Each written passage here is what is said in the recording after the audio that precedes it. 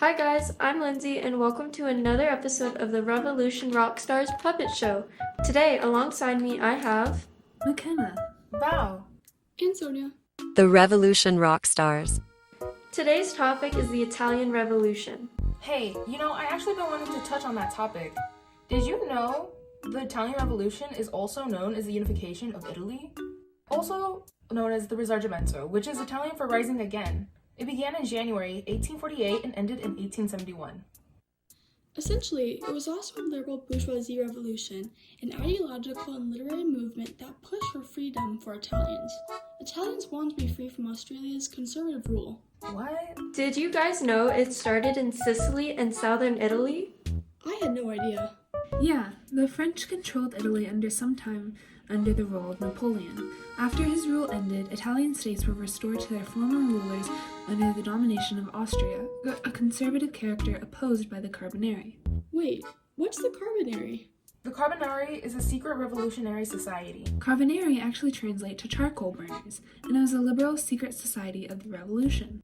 They had a big impact since they prepared Italy for the revolution. They also formed back in the early 19th century.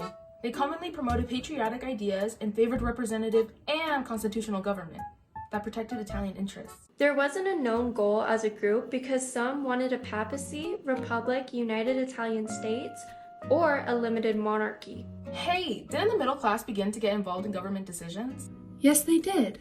That's so cool. That must be what makes it a bourgeoisie liberal revolution. Also, Sicily was one of the poorest and most rebellious of the three kingdoms of Italy. Adding on to that, several Italian states demanded liberal reforms in order to have a provisional government. King Ferdinand II resisted these demands, and this led to the revolt from Sicily, Naples, and Salerno.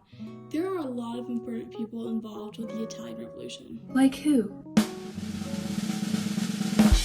I'm Ferdinand II of the Kingdom of the Two Sicilies.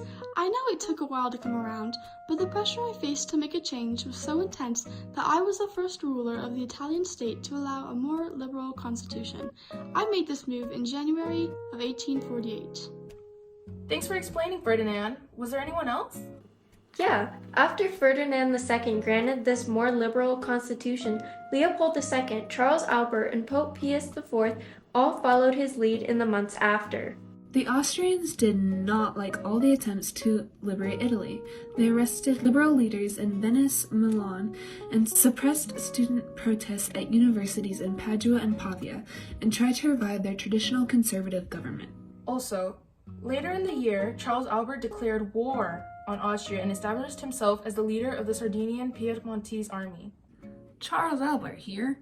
Initially, Leopold II, Ferdinand II, and Pope Pius IX sent troops in to assist me in northern Italy, but they withdrew them after my Piedmontese army suffered as a result of annexing Parma and Modena.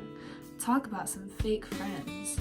I was forced to withdraw my troops and left the city of Milan to the mercy of Austria. Oops. It's okay, Charles Albert, even after the Piedmontese army was forced to retire from the Lombardy, democratic ideas were able to survive Piedmont. It wasn't a total loss. Thanks. Hey guys, I'm Pope Pius IX, and in response to the action, I feel comfortable to express my opposition to Italy's resistance, and in doing this, greatly discredited me with the Liberal Party of Italy. There wasn't a ton of propaganda, but the Italian government still used some quotes to motivate their people. Union, strength, and liberty. This was one quote, but they also said, Free Italy! God wants it. The Italian armies use these slogans to print on flags and carry into battle, which I think is pretty cool.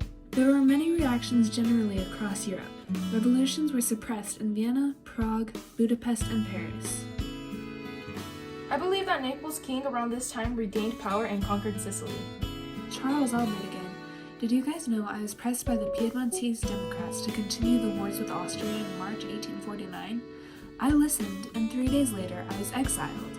My successor, Victor Emmanuel II, took over. More reactions were recalling the Grand Duke, and this caused Tuscany's Austrian protectors to crush Livorno. In Lombardy, Austrians reconquested Brescia after fighting for 10 days, which left Venice isolated as they resisted enemy forces. In 1849, after the fall of the Kingdom of Piedmont-Sardinia, one of the very first air bombs occurred since Austria sought to reign over Venice. Venice had very strong coastal forces and defenses, and the shallow lagoons around Venice helped the city fight back against Austria. The aftermath of the Italian Revolution led to the Piedmontese allying with France and defeating the Austrians. Hey, I also heard that leadership was given to Piedmont, and in 1852, Charles Albert launched an attack on Austria and then was defeated. It's his fault again. Shocker. Later, in 1860, the Bourbon Kingdom of the Two Sicilies collapsed.